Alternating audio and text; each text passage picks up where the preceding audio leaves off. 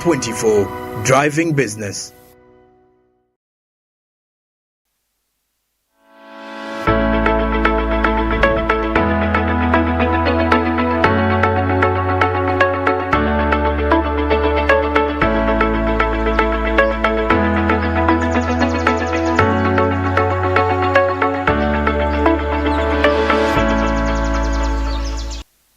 Welcome to this particular segment where we get to have insight from amazing personalities within Uganda and out of Uganda.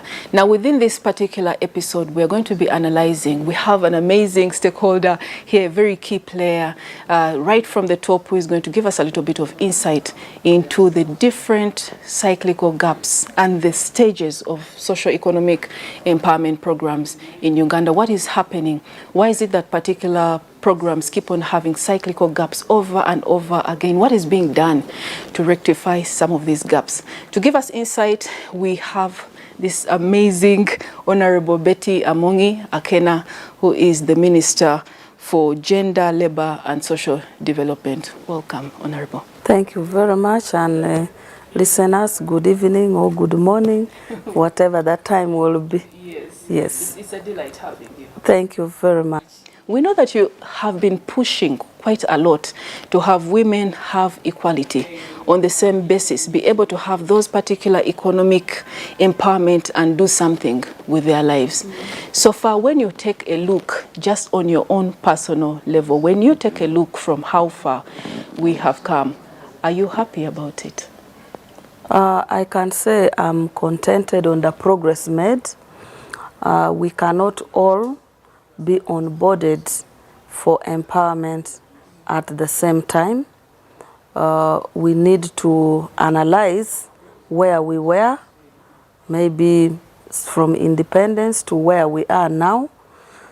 At least now, in sub-Saharan Africa, women owning business in Africa now stands at about 38.5%. We are second after Botswana in terms of women who are owning businesses, indicating economic empowerment that is increasing, basically because of the programs that has been initiated and the activeness of our women who have embraced these programs and have been able to participate in the economic spheres. When you look at the infrastructure, we have the infrastructure related to markets. All the roadsides in this country, you will find there are markets at the roadside that have been constructed for women in business. In cities and municipalities, there are markets that have been constructed and supporting women. There are a number of financial institutions that have developed women's products, for instance, in partnership with European Union, with the USAID, with UNDP, UN Women. There are several programs that are supporting women in business and girls, and many of them have had partake into it, including securing export markets in Europe, in the USA, and many other countries. Our program, which we have initiated through the Ministry of Gender, but also through the broader government framework of Ministry of Finance, Ministry of Trade, and other ministries, have supported a number of women to make progress in empowerment. And for sure, it's when you come to look at how far we have come, you cannot negate that there is somewhere where we have really come from. I think those naysayers who keep on saying, oh, we are still behind, the women are still behind, really they choose to look at the bad only, that is still, maybe that still needs to be fixed. And they do not particularly look at the good as well. I think it is important that we as well look at the good. Now, looking at the good, we have had as well a couple of people saying, how good is good? When you are at 0% and you come up to 18 or 25%, it is okay to call it good because you were so badly off. But you cannot remain at 18 to 25% for over a period of 10 years. Can we stop stagnating? How can we stop singing the same song? I will look at it from this angle. We have had women come in, access the market spaces that you've talked about. We have had women be able to say, I used not to be able to even hold 1 shilling. Now I have 20,000. And that is a rural woman, a woman in the village. But what about the ability to move on, to transition to the next level? So many women are still locked out of accessing financing. Those ones down at the grassroots level, as well as even the urban women.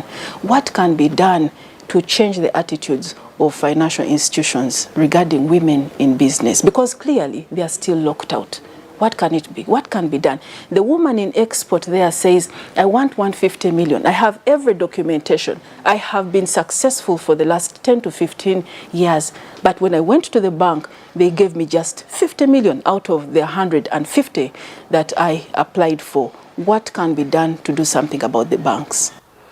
I think what is important are products that will support risk-taking together with the women. The banks look at women and lending to women as a very risky portfolio because they don't have collateral. The collateral they have might not be to the tune that of the monies they want, because in most cases when you go to borrow, they want you to put a collateral that is having higher value than what you're going to borrow. So what we are doing now is, under our portfolio and initiation of our program, for example, GROW, we are now de-risking the banks. De-risking in such a way that we give them some money and will say, if the woman defaults, then this is where you will pick your money that you've lent to the women. In case there is need for insurance, we are supporting them to have insurance so that they de-risk the women and ensure that the collateral that are required are not stringent on the amount of money that the banks are giving, and that the banks don't condition the value of the collateral to what we want.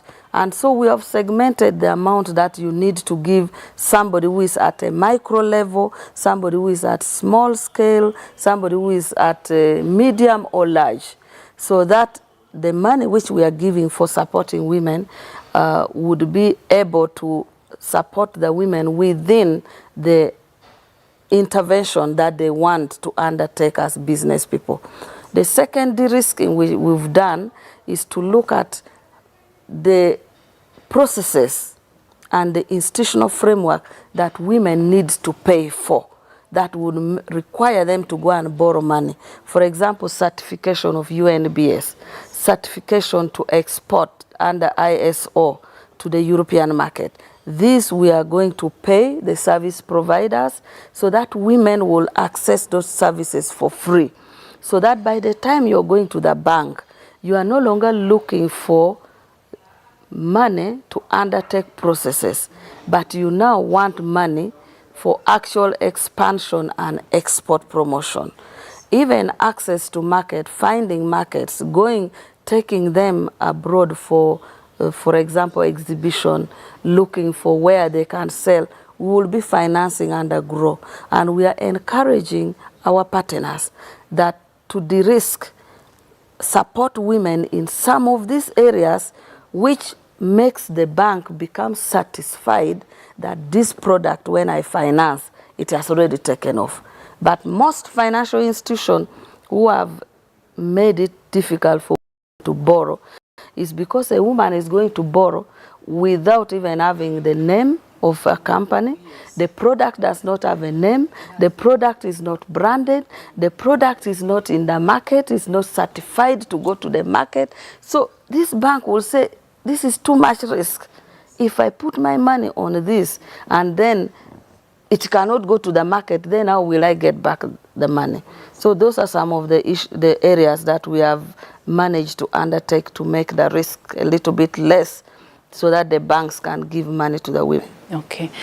You know, when you talk about banks, sometimes the very first thing that comes to my mind is the mango and flies. It seems as if banks will always gravitate to where it is sweet. Where there is money, it will get right into there. Right now, any organization, any particular person will tell you that anything to do with women or gender is a hot cake. That is what they call it, is a hot cake.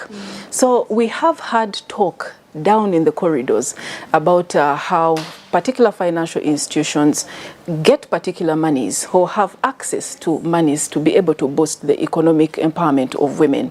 Now the challenge is they still have a very high list of requirements that women should be able to do. And in most cases, the women fall short. So you find the banks are actually trying as much as possible to rally. Where can we get these women? Where can we get these women? And when in instances whereby they cannot meet that quota that was targeted for them by the persons or the institutions giving the monies, it has even been said that some of them reach out to men. They reach out to women, which women are actually being pushed by men. So a woman will come to you and you think she's the one who is actually getting the money. And then she gets this 10 million, gets this 5 million or 2 million and actually gives it to the man. So she does not benefit. Let's really get into the attitudes. When it comes to GROW project, how sustainable will it be? I know it is doing something about de-risking. I know this is a wonderful approach because it hasn't been done before. But how sustainable is it? How sustainable? What guarantee is there that the moment GROW is phasing out, with time it may? With time it may. What guarantee is there that these banks will not go back to that behavior with which we look at them right now? What guarantee is there?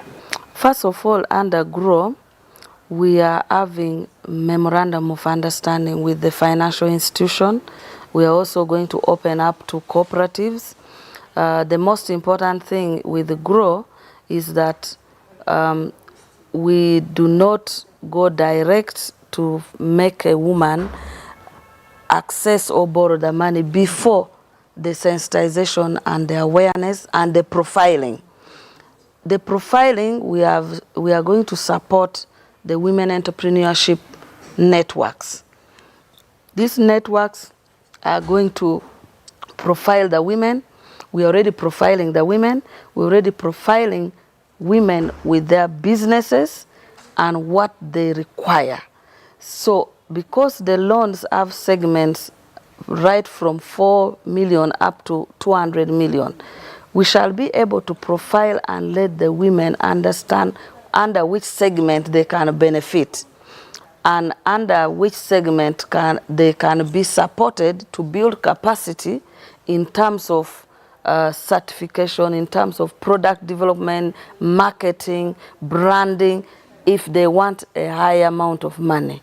The sustainability is that the money that is going to be lent to financial institution to lend to other women, that we will have, first of all, a mechanism of tracking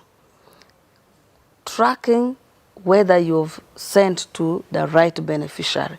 If you've not lent to the right beneficiary, then we are going to remove you from our list of financial institutions.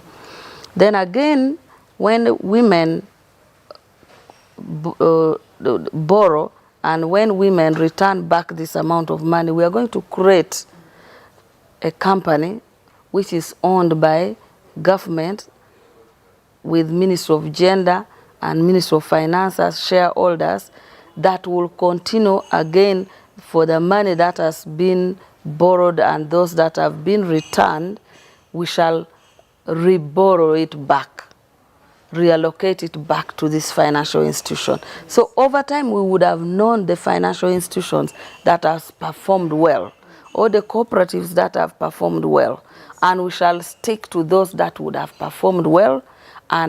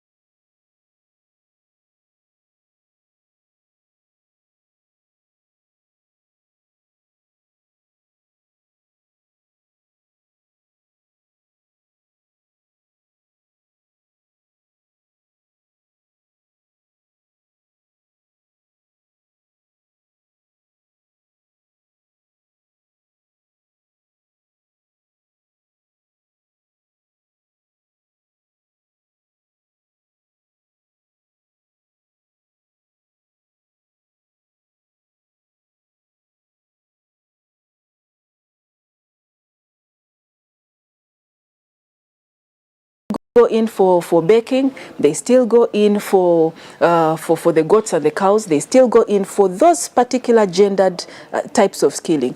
When it comes to poultry, the concern right now, even from that group of women up from Gulu, is they said there is a bumper harvest. Yes, there is a bumper. By the time they brought in the chicks, we accepted them, we bought the chicks, we had the money. Now the challenge is that the middleman who comes to buy from us says that, you know what, you are expecting me to give you 20,000. But if you do not accept this 9,000, or the most is 10,000, I will go to the other mama next door and she will not refuse it. So they find out that what they had anticipated actually is not what comes out. Why aren't these particular socio-economic empowerment programs looking at linkages to the markets, especially for the last tier woman? Because that is needed. They forever rely on the middleman, and the middleman continues to really cheat her at all points. Why isn't there any particular linkage to a market, especially for the village woman involved in some of these projects? First of all, when we undertake these programs, we want the women or the beneficiaries to be the ones to choose what they can do best. Because with business, if you do something you are not Passionate about. you are not going to make money, or you're not going. We give options of what we feel can still make more money for you, but at the end of it, ultimately, most people will choose what they feel they are comfortable with, they are able to manage, because some of the ventures are very expensive even to manage. So examples you've given, like for poultry and others, is bakery. Most of these are things which you can sell within the community, because some of these women will not have capacity to have transport to transport. However, because they have also very small quantity that they are producing, and the quantities are segmented, it is difficult for us to look for markets. The markets you get, people will say, okay, are you able to sustain supplying this quantity every week or every month? And you find that they are failing. So, and you don't have people who can match that capacity, the quantity that is required. So that's why in this project of GROW, we are now thinking of the amalgamation of many people who can come together, produce, have value addition. We are thinking and putting in place support for you to do certification to access the market. Because market is not only about markets, it's about how do you access that market. Accessing that market requires meeting so many regulatory framework, the TIN number from URSBS giving you a company name, UNBS giving you a certification to go into the market, ISO giving you certification to export abroad.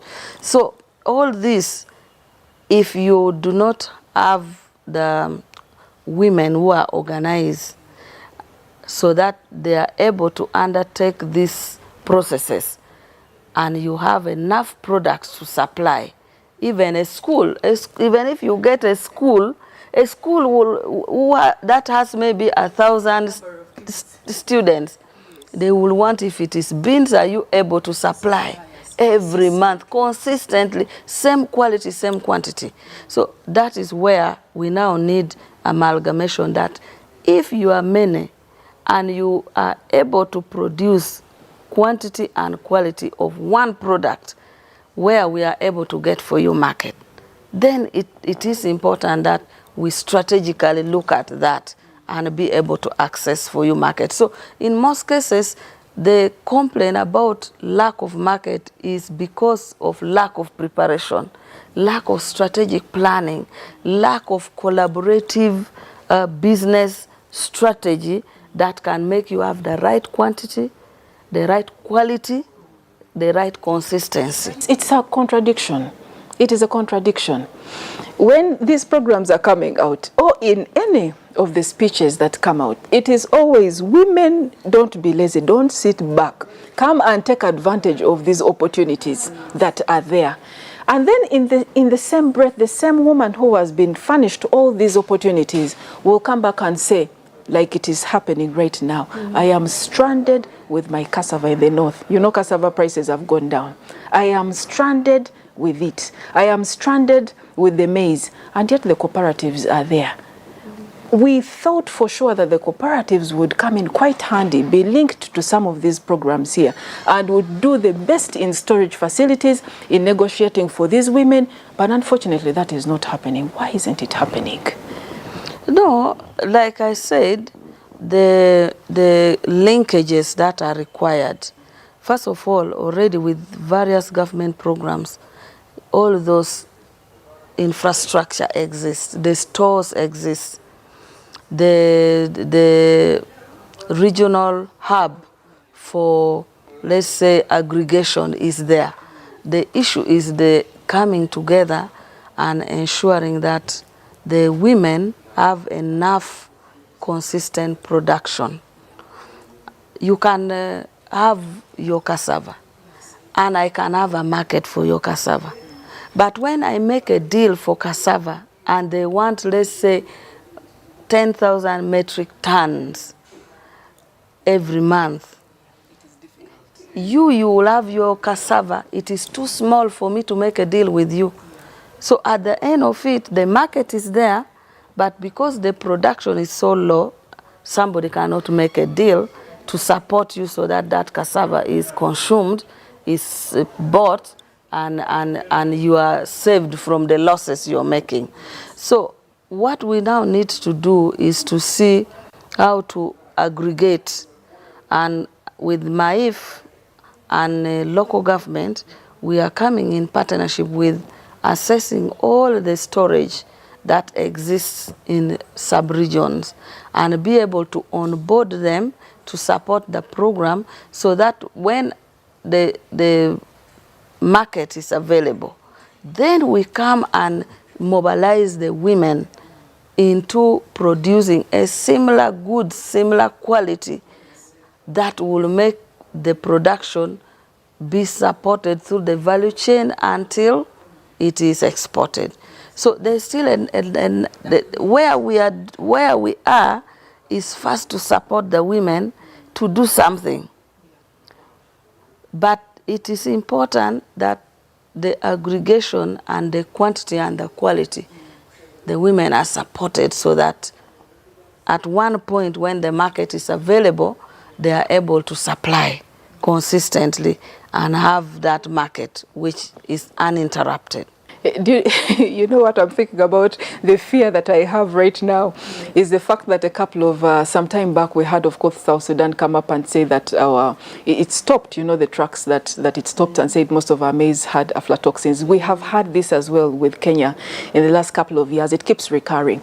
Now, in the conversation that I had with one of the agronomists recently was, why does it feel as if most of the programs or even most of the agencies and organizations that are there look at just one aspect of it? They know for sure what is the problem across the chain from the farm until the final client, and they know that there are problems in between, but each person that comes in says, I'm going to only handle this part. It could be resources. I'm also going to handle this part, even well aware that even if you train them how in the farm about ABCD, when it comes to post-harvest handling, there is a problem. So even if they manage to get the best harvest for that year or in that decade, still most of it is going to go to waste because of they haven't been trained on the post-harvest handling. Even if they're able to be, you know, taught on that ABCD, they have no storage, particular storage facilities. The infrastructure is not well. It is not. Now, with the capacity of ministries such as you have the ability, the personnel in everywhere, all the resources to be able to target that woman down from the farm until the final person. Why do you feel this coordination does not come into play in most cases? Even as you are talking right now, you are saying we would want to look at maybe consistency in supply, which is not wrong. We would want to look at the quality. It comes in handy. What about engaging the cooperatives as well to ensure that the storage facilities are there? And you begin with one region in Uganda. Is that a possibility? It is not that simple, because when you plan as government, you plan holistically. First, when somebody produces, you look at ensuring that production is also for food, because now so many people produces the goods that they sell are also goods that are for food security. Yes. So you look at food security also on top of the business. Number two, the coordination exists. However, the Ministry of Agriculture, for example, would be having less capacity to propel the farmers to produce in the quantity because of lack of mechanization of agriculture. Because of our economy is still small, the economy cannot support massive commercialization of agriculture, which requires tractors, it requires machine for planting, machines for weeding, machines like they do in other countries. So the economy plays an important role in some of these issues. So when you know that the economy is still not supporting mechanization of agriculture, then as ministries you find how to handle a situation where you have business people are producing for food, but also producing to sustain and support them through commercialization of products into the market. So it makes it difficult to have that mass production because of lack of economic muscle to commercialize agriculture fully. So with the time, at least now, the last 2 or 3 financial years, they have been supplying tractors.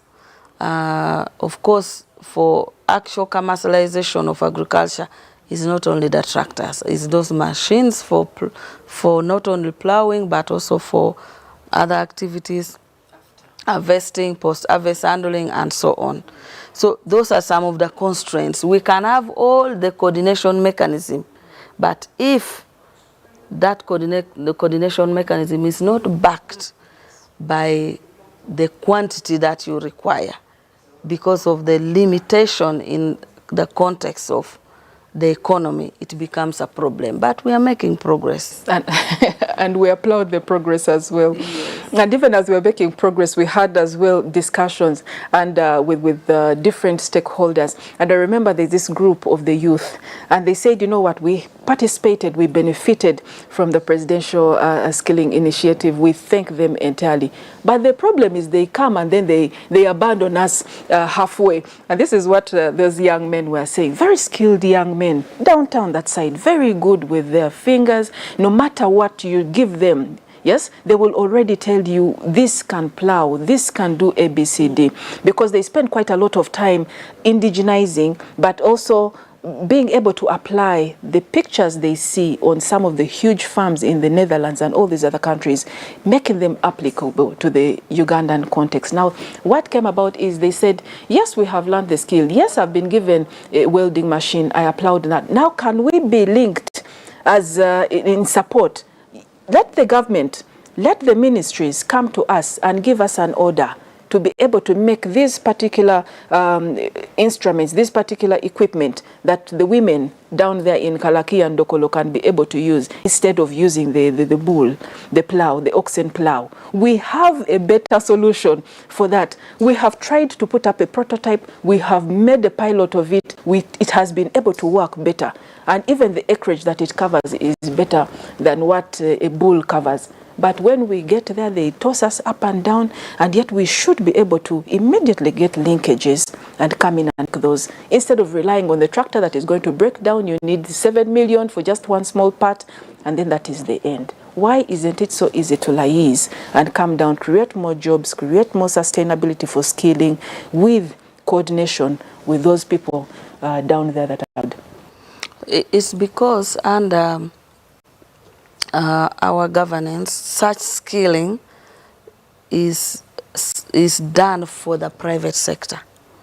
Most of the people who go to the presidential skilling centers or the skilling under the Ministry of Gender or Trade or Finance under Enterprise Development, all those skilling, we are skilling the private sector.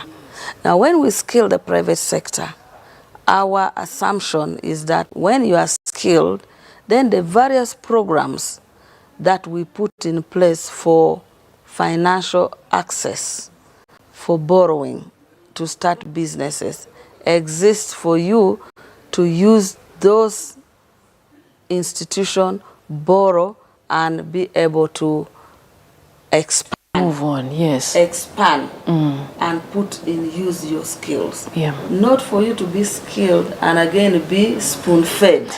So I think that's the dichotomy, the difficulties that many people want to be spoon-fed, that when government are skilled, it should be government again to do this for you. No. Yeah. We have several programs that government has initiated that can support you to purchase equipment or can support you to do many other things. So we hope and assume that once you all have the skill, then you can create jobs through all these other programs that we have initiated. Actually, these are very proud boys that we spoke to. They don't want to be spoon-fed. What they said is these Chinese and all these others bring in those particular tractors that we know are going to break down tomorrow. And then they'll be there because it has happened with that. But then they're saying we have better tools, equipment that we know we can supply. Can we be able to do that? That is all they wanted, the linkage. So we actually, one of the most well-funded institutions is science and innovation. Yes. So again, maybe there is limitation or lack of knowledge on where to go when somebody has undertaken innovation. Because we have startup support under science and innovation ministry. So I would encourage those who have innovation, they have been trained, they already have innovation, that if you go to Ministry of Science and Technology, which is in office of the President, then you will be able to be supported to turn your innovation into now something that you can replicate and be able to expand. Okay. Yes. That's a good one.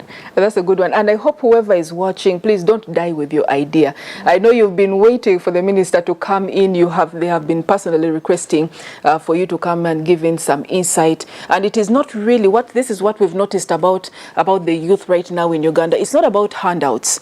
They want to live a life of dignity. They want that consistency as well on their part. They want to know, you know what, I have learned something, I can do something. And when I finish this job, I will work up to midnight, I can finish this job. It has a place to go to. That's the most important thing. Let's move to the other segment. According to research findings, 2023, 1 in 5 women all over the world said they knew someone, a woman who had been discriminated against, maternity discrimination. We are talking about an increasing, it has not been looked at, it has not been visible in any way because it was taken in under gender roles. But now we are looking at more and more women joining the labor force and being really paid very good monies. However, it is not equal. There is still gap, there is still quite a big pay disparity between the men and the women today. And no one is seemingly talking about it. They're still on the same level, same academic papers, same experience, but you see that the woman is earning at least 30% less than the male.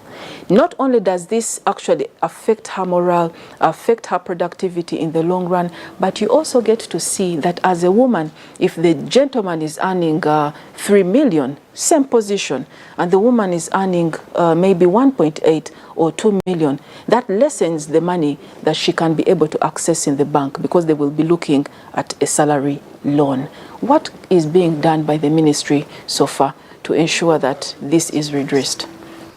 No, actually, according to our statistics in labor, Uganda is one of those that has closed the gender gap in terms of equal pay. It is very unlikely that you will go into an organization and find that a man and a woman are doing the same job, they are at the same level, and they are being paid differently. The structure of pay is that whoever occupies that position, whether a man or a woman, will earn the same amount. It's the same in the government, it's the same in the private sector. The only challenge we've had is that in most circumstances, women are not being promoted to sensitive position because they feel that when they get pregnant, they have children, some of the women will not be able to go to risky jobs or will not be able to travel as often. So in certain positions, they will prefer a man over a woman when they feel that it is more demanding. So we have introduced what we are called gender seal for the private sector, because the government side there is no issue. We follow all the laws, maternity laws and all of that. So the gender seal for private sector is where we are working with the private sectors to join this competition where you promote women, you support women, and we have seen amazing stories of companies that have increased women's promotion, enrollment, recruitment, and their policy has dramatically changed. So the issue of pay, no, equal pay is there. I think maybe the other aspect would be on maternity leave. But even maternity leave is now the women themselves who are not not going on leave. Yes. Majority of the women will have 1 month and say, I can't stay home. I can't stay home. At least let me have half-day pay, half-day work, half-day back home like that. So most of the women are not taking the 3 months, yes, of leave. Because they need the money. But now most of the organizations usually pay as per the law, because they know that if they don't, the law will catch up with them. But it is the women who feel that 3 months is too long for someone to sit at home, especially when a woman has been busy working. And they now have many options. People have option of pumping the milk, living at home, formula and all that. So most women are not really living so much in desperate for the leave. Yes. As more and more women are right now getting empowered, most of the programs that come in actually say right now that more and more, with every passing year, more and more women are more assertive, they are more confident, they have better negotiation skills than maybe a couple of decades back.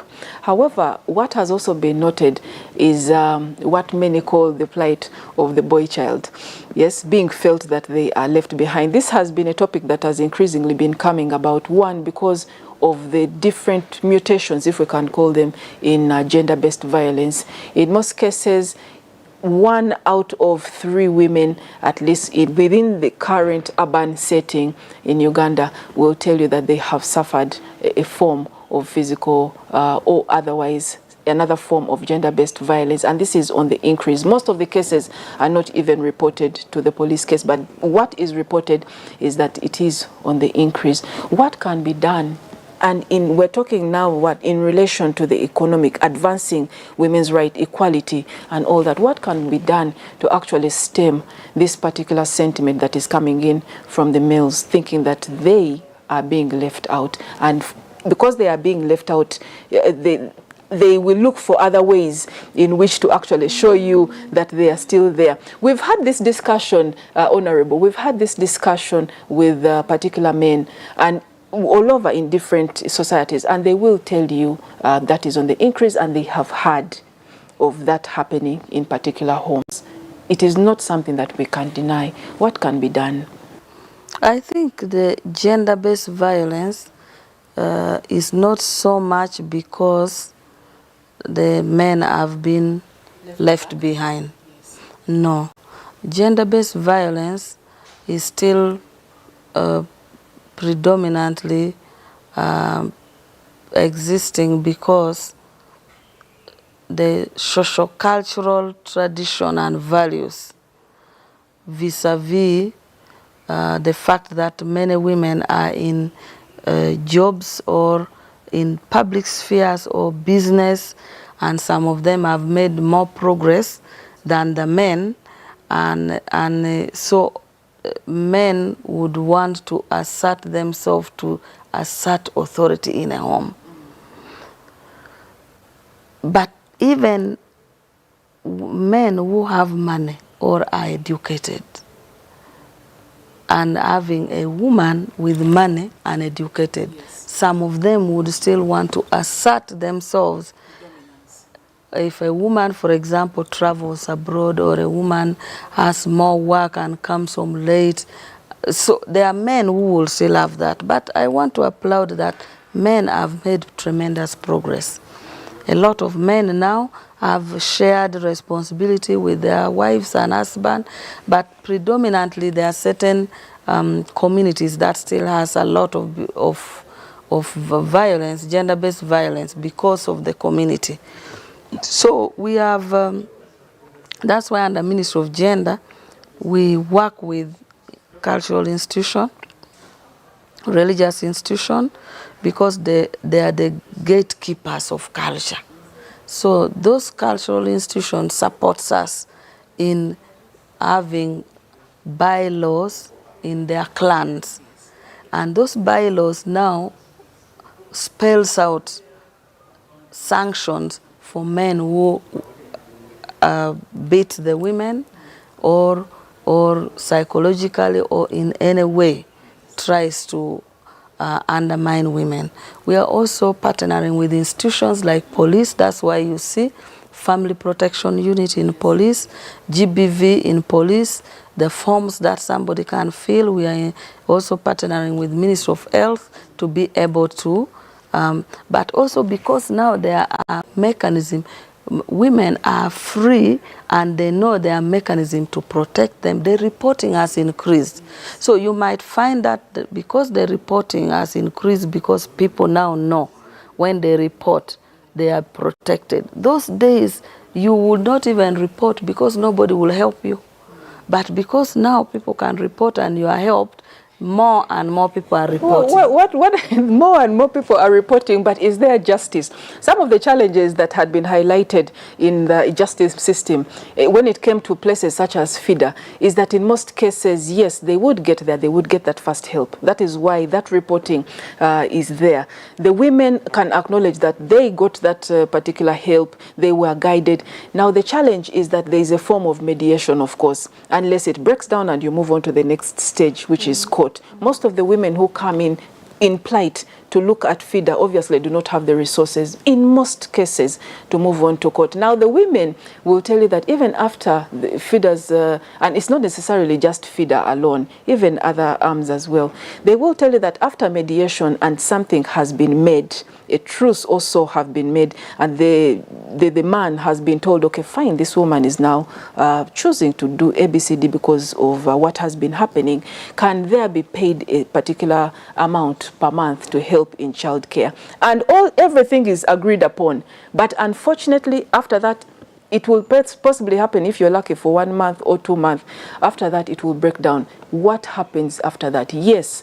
Is it just looking at it from one aspect, or it is the entire chain? Because clearly, the woman will end up coming back to report again until she gets tired.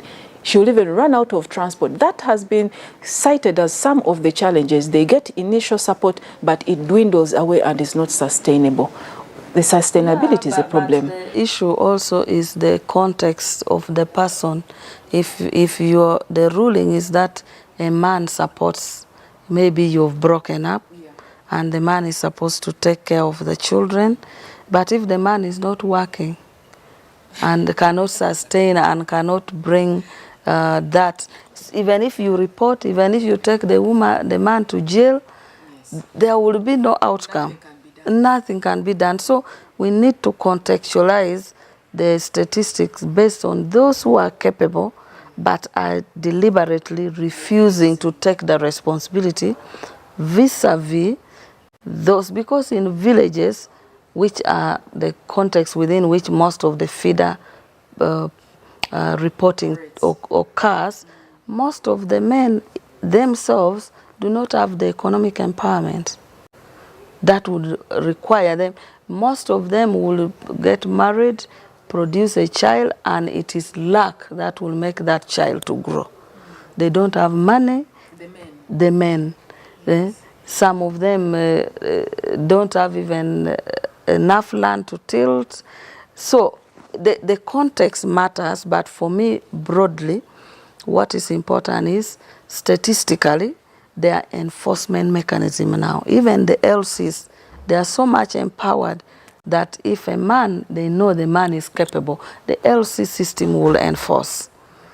So it is much more about how the man is capable of handling, but the institution that is enforcing, at least we now have cooperation from the LCs, from the police, and when the man is capable, in most circumstances, at least over 80% will comply through the institutional framework. How much burden is the woman supposed to bear? How much burden? Really, in all sincerity, Honorable, how much burden is the woman supposed to bear? You have mentioned, and the very first thing I thought about is this woman down at grassroots level. Yes, the woman down at grassroots level, the man is the owner of the resources. All the assets are in his name. You are saying that child is there and he has broken up with the wife and he's not able to work. But every other asset, in most cases, 90%, over 90% is in his names. Now the woman is of course already burdened because in most cases they're just like donkey.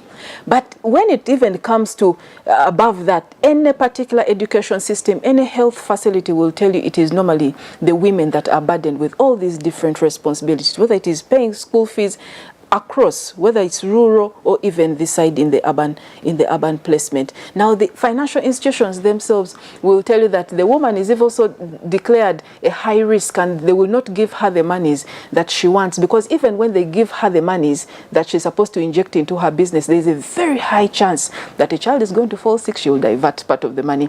That a child is going to be chased away from school, she will divert. That is one of the reasons that they get to continuously classify women in urban areas as well as rural areas as very high risk clients. When does the woman rest in all this? When does the woman rest? I think we should not just narrow the discussion to women. The economic empowerment that we have pursued was to lift the woman from where they were to be parity with the men. I think most of the burden historically has been on the man. So whatever a woman does for economic empowerment is supposed to complement and supplement the one of a man. Also historically in Africa, most of the assets are communal. So even the men themselves, what you're calling the asset, does not belong to them. In the context of land, for example, land in a family is for the family. So you are also, as a man, just told, this is where you can tilt with your wife. And by the way, the traditional society protected a woman who has children because they know the burden of ensuring that somebody has food and so on for the children is a woman. Yeah. So on the burden, the burden has shifted to women, but not 100%. So even when a woman, we are talking about having no collateral, there are also men without collateral, because the poor men that are actually majority, they have, if you talk about the percentage of the poor let's say the 40% not in the man economy. If you talk about that 40%, you will find that maybe there are equal men, equal women, I don't know. The statistic disaggregated. But of course, more women will be poor. But ownership of asset like land, most of the land is communally owned. And the man will derive ownership from either the family or the clan. Then the woman will derive ownership and access on the man or on the family. Yes, and in the event that this is severed, she's left with nothing. Because this is still a patriarchal society. So bottom line, all the decisions are still very, very inclined to the male side, whether it comes to assets, whether it comes to own. We say we empower the women to have income so that where you require independent decision, you have your business, you have your money and finances where you can. So some of these social cultural impediments, we have to work on it to support the women, but to realize that the burden that has historically been put on the women by the fact that you are the one who will produce a child, it is very difficult for you. We are the caretaker of children.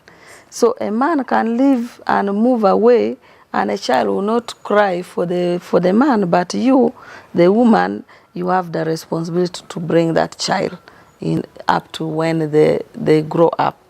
With the support of the man, if the man is, that's why we keep saying in women's economic empowerment is that we need to empower you so that you can make a decision on what you wear, what your children wear, which school your children can go to, and you don't need to, once you are empowered, you don't need to always think about the fact that the man, where is the man's money? And that is the mistake most women are making, that when we make all these sacrifices to empower you, when you are empowered and you have your money, some of the women will still use their money for something else and expect that all the burden in a home must be for a man. And they should not contribute, even when they have more money than the man. That is where the dilemma is, that women have subjugated themselves, that they should not make contribution to the family because of those gendered roles. But once that mindset changes and a woman knows that my empowerment is to support me in empowering my family, then the discussion about why is the man not, if I've empowered you and the man is weak, yes, that is when you have equal economic empowerment. Yes. But if your man does not have the money, but government's program has empowered you to come in and do something, you need to support the family, because all we want, the empowerment we want for a woman, is that you are capable of looking after your family in support of your husband. Yes. But if your husband happens not to have the economic muscles but you have, that is still becomes your family. It becomes a responsibility that you bear, just like you expect the man. This burden is not going to go away. This burden here is going to worsen because among women. The world is about burden. A serious person cannot live in this world without challenge. This burden is increasing for the woman out there.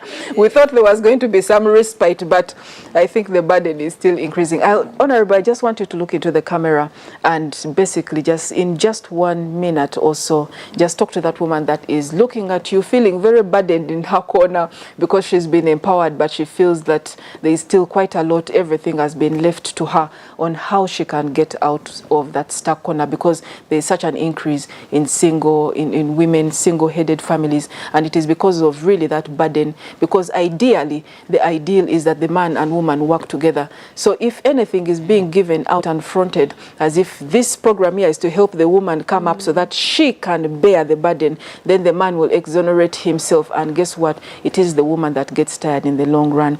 In light of these programs, of which women really want to participate and are very welcomed and promoted by ministries such as yourself and with other partners, I want you to look at this woman, the average woman. It doesn't matter where she's located, the geographical positioning. Just look at her and give her just a couple of words on how she can better her future.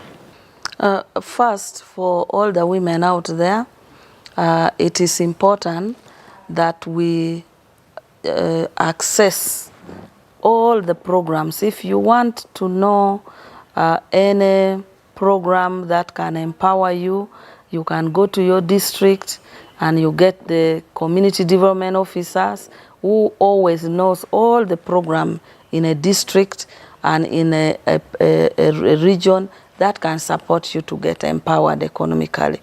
Two, for women out there, we are struggling to empower you so that you are able to make decisions about your life and the life of your children and your family. I want you to, when empowered, not to think of competing with the man. If the man is not economically empowered, do not think that the man will get money from heaven and will have to be able to take care of your children. Take it that the empowerment we are giving you is for you to be able to empower your family, pay school fees for your children, support your children. Don't have a jealousy of maybe saying, why is the man not contributing to the home, when you see genuinely that the man is unable. If the man is able and is neglecting his duty, we have all the institutions that exist for you to seek the man to honor his responsibility. Start with the local council one. We have the feeder officers. We have the community development officers whose work is to ensure. We have the probation officers whose work is to ensure that if men are not taking care of the children but they have the money, the probation officer is the first court for children welfare. They will subject the man to ensure that he looks after the children. And if that fails, we have the police that has the family protection unit. So do not die with your burden, but the most important thing is that empowerment is supposed to allow you to make a decision.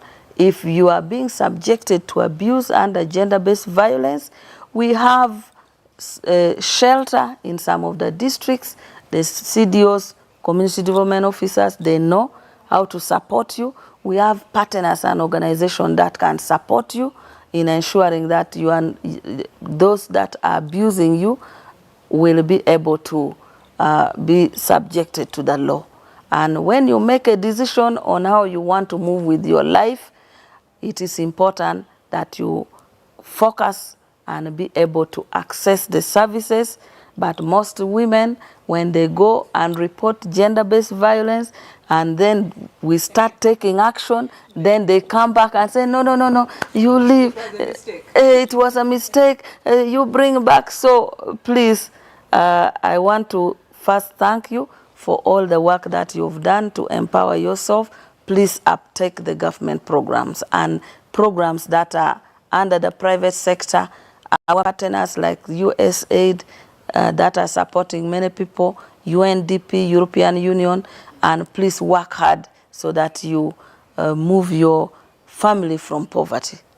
I think you've heard it. For those who are thinking that they will tap into these empowerment programs and then sit back, the Honorable Minister has told you, work hard and take care of your responsibilities as you are supposed to be. This has been Kemcha Doreen. We were hosting Honorable Betty Amongi, the Minister for Gender in Uganda, taking us through and giving us a little bit of insight, quite some insight into what is happening, and getting to talk about as well the undertones of GBV as well as responsibility, the patriarchal systems, and how all these are basically influencing whatever program is there. Please be keen on what is happening within your household, be keen on what is happening within your community, advance yourself. It is just not empowerment for you to sit on, it's empowerment for you to actually improve the quality of your life. Until next time, join us next time as well, and hope to see you. Have a great day, and bye-bye.